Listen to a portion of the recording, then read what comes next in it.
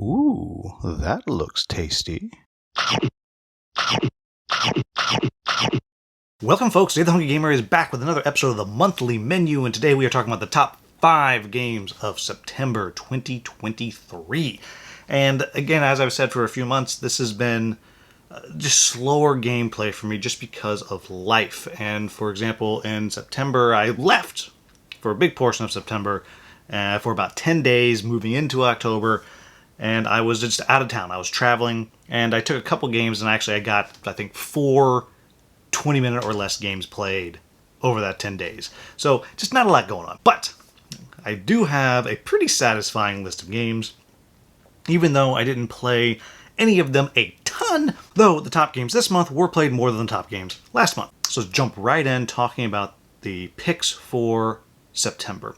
And to start out with, we had the list, and nope, didn't do it. Just too busy, and the few games left on the list to be played are longer, more in-depth, things like Kingdom Rush that just have to be set up, and we have to commit some real time to doing. There's 1 or 2 shorter ones that maybe I'll try to knock off this next coming month.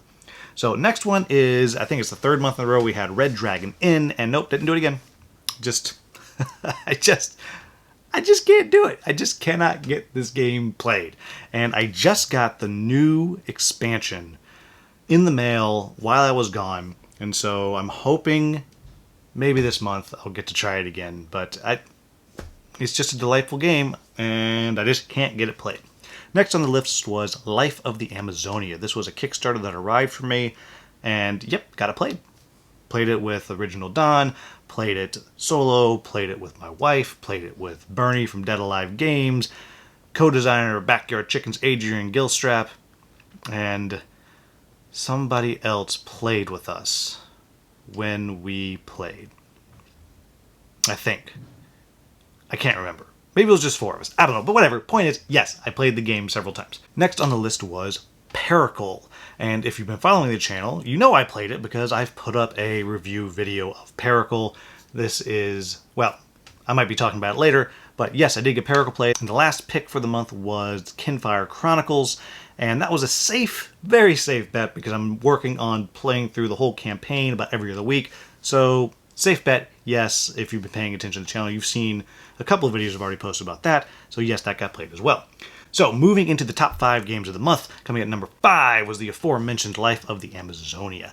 Now, this is a game that is a bag builder and tableau, I mean, I'm going to say tableau builder, not really. You're building out the forest, and you're populating the forest with trees and water flowers and animals, and each of the animals is going to score differently at the end of the game based on what set of cards you've chosen for that particular game. And I really like it. Everybody I played this with really, really enjoys it. My wife really likes it. So this game will definitely stay in the somewhat regular rotation that we have. And I don't want to dig too far into it, but I'll just say that you're playing through and you have money coins, and the money coins, when you pull them out of your bag, you can use those to upgrade your food and upgrade your leaves and upgrade your water, and you use those leaf, water, and food to bring animals into your forest, bring in trees, and get more tiles as you build out and expand what you're doing. And it's just so calm and pleasant. It's a little slow, and what I mean by that is it takes a little while for the game to get going, because you start out with just your basic coins, and so you pull some stuff, oh, okay, I'll buy one thing. Oh, okay, I'll do this. And then your bag's empty, and then you fill it back up, and it has the coolest thing. It has these boats that you put your used coins or chits in, and then you just pick it up, just it dumps right back into the bag. It's so unnecessary, but it's so satisfying. So just a lovely, lovely, lovely little game. I'm really high on it. I'm really glad that I backed it. And if you do pick it up, make sure you get the upgraded tokens. Instead of using cardboard chits, they are these wooden, chunky pieces, and they're just fantastic. Next one is Kinfire Chronicles. And I've talked a little bit about this game. I really like it. It has some stuff in there that rubs some people the wrong way. A lot of people I've talked to don't like the initiative system because all these chits in a bag, you pull them out, and what it means is bad guys might go 4 or 5 times in a row. Your heroes might go 4 or 5 times in a row. It's very much like Cosmic Frog in the way that works. But when you're playing solo like I've been, it doesn't matter. It's great. It's exciting. It's tension filled. If I was playing 4-player, that would probably mean there would be times when some players just don't go. And they do a reset. They don't go again. And I'm positive that can happen. But for me, it doesn't matter. I'm really enjoying the game. I love the way that the cards interact, and you have to manage your deck and grow your deck. And you're making some interesting choices with the story. It's a pretty solid story so far. And I think the coolest thing about it, though, is even though it's a big game up here, you can't quite see it, it sets up lightning fast. This is the fastest setting up dungeon crawler I have ever played. Lightning fast. Moving into number 3. Number 3 is a new one from Stonemaier Games called Expeditions. And this is the sequel to Scythe, and this is a game that what it does is it basically takes the combat part out of Scythe and kind of streamlines everything else. It's a tableau builder, action selection, and I really like it. I really like it. I like it enough that I bought a set of the upgrade coins for it. I don't have those yet, but they're coming. I'm painting the mechs. I just really enjoy it. It's a relatively quick game, and it has some lovely tension of trying to get cards before those cards go away off the board, trying to figure out how to use those cards at the right time, and then trying to figure out when you are going to lose those cards to turn them into upgrades that you need, which will eventually end the game. And even doing that can be challenging because you can get one of your victory stars out onto the board if you have a whole bunch of cards. But the other victory stars, to be able to get those out on the board, you have to get rid of those cards. So it's a very interesting balance. And I know you're probably thinking, well, just get a bunch of cards and put them out. But the problem with that is using those cards and losing them almost always gives you a good benefit. And there's a reason to do that. So it's really clever. I really enjoy it. I think the solo is good. I'm super high on this game. To me, it's the best thing that Stonemaier's put out since Euphoria with the expansion. Though I know I'm a little bit weird in how much I love Euphoria, but whatever. Number 2 on the list is Davy Jones' Locker, The Kraken Awaits, or the Ghost Ships expansion. Both of those put together. This is one that's on Kickstarter right now, or it's about to be on Kickstarter. And this is a boss battler game that starts out where you were doing some exploration as pirates on the map, getting gear, buffing yourself up, chasing down treasure galleons, exploring shipwrecks, all so you are prepared to fight the Kraken. And then at one point in the game, you flip the board over, there's a whirlpool, you put the Kraken in there, and you fight it. It's got tentacles, and it's a very challenging game. And it has this really cool mechanic where when you are sunk by the Kraken, you flip your board over, it's like a little lifeboat, and if someone comes and picks up your little meeple from the map, then you're playing a little mini game, a little worker placement action selection mini game as you're helping their ship with your sailors. Very cool. And then number 1 is Paracle, The Gathering Darkness. I played a whole bunch of this so I could get a review out quickly, and it's a clever game.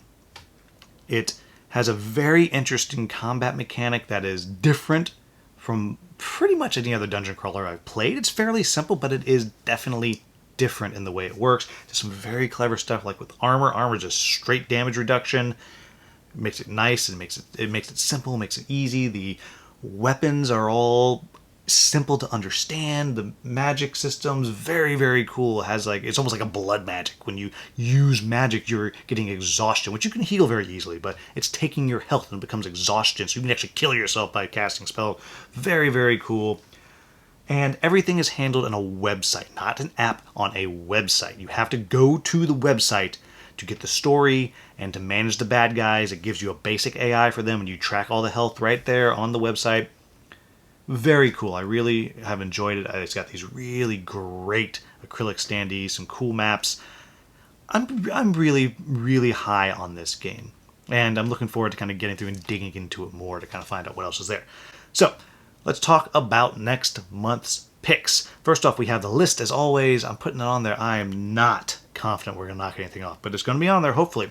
Then of course, as I said, Red Dragon Inn. I am not taking this game off until I get it played. Red Dragon Inn.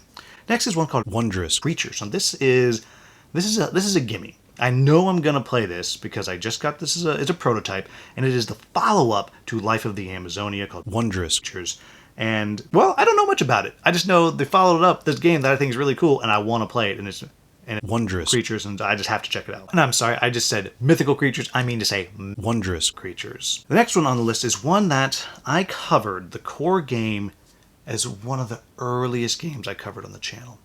And the publisher asked me if I would cover the expansion, which adds in a solo mode. I was like, yes. And I haven't done it. I'm so mad at myself for it. But this game is called Pauper's Ladder. And I just was so charmed by it. But I wasn't able to really get it to the table very much. And I almost to the point that I was going to let it go because this wasn't going to play this expansion. And so I am going to play and review this game this month. This is going to be like Red Dragon Inn, where if I don't do it, it's staying on my picks until I get it done. I don't know why. I haven't done it. I want to do it. I need to do it. It's going to happen. And the last one, my last pick, is probably the least likely to happen, and that is Freelancers from Plaid Hat Games. This is the follow-up to Forgotten Waters, which I liked. I find very, very unique. It's great. And I'm supposed to review it, and I haven't because this game, like Forgotten Waters, it's very hard for me to table. And it's not because people don't want to play. It's because I don't want to play solo. I don't want to play with two. I want 3, 4, 5 players because it's so much raucous fun. It is. I liked Forgotten Waters a lot. I think Freelancers is potentially better in every way. It's great. I love it. But I haven't played enough to do my review, and I really, really, really, really, really want to play more of it. I really enjoy it. It's just so much fun. So, that's the picks for October. I'm not confident about it, but I'm going to do my very, very best. So, it's another monthly menu, so this is just now it gets longer and longer, pitch to say, please consider becoming a channel member. That is different than being a subscriber. I certainly appreciate everyone who is a subscriber so very much. Being a channel member is go right down, if you're on a computer, below this video, go ahead and minimize it, right? You go ahead and take it out of full screen mode, and it says join. Just you click on that, tells you what you can do. And if you're on a phone, if you look in the description, there'll be a little button that you can kind of click on there. So it's like join for benefits or something like that. And it's similar to a Patreon. That's all it is. And it's a way that it helps me keep getting all these various games that I cover, and it helps me go to conventions. And just recently I managed to upgrade some of my sound equipment for when I'm recording the gameplay overviews, and probably more importantly when I am recording playthroughs. It's done 2 things. One, it's going to allow me to do playthroughs with more characters, because I used to have a big setup in front of me, which would block off a lot of space, but I'll be able to have more characters out there. In fact, I'm going to add a 3rd character to my Kinfire Chronicles playthrough. Because I was able to get this, I was only able to buy this thing because you all have been generous and help support this. So, and it's also, so I really appreciate it, and it's going to allow me to have some better sound when I do multiplayer playthroughs. And there'll probably be some bugs, but we're going to get through that as I start to do that more. And there are, of course, some benefits that can come along with that. Some might be exciting to you, some might not. It's as inexpensive as 99 cents a month. So anyhow, down at the bottom you've seen some names going by, and those are the current channel members, and I cannot thank them nearly enough. So there you have it, folks. That is the monthly menu. As always, if you found this video useful, please like, subscribe, share, maybe become a channel member. As always, thank you so much for watching. Have a wonderful, wonderful day.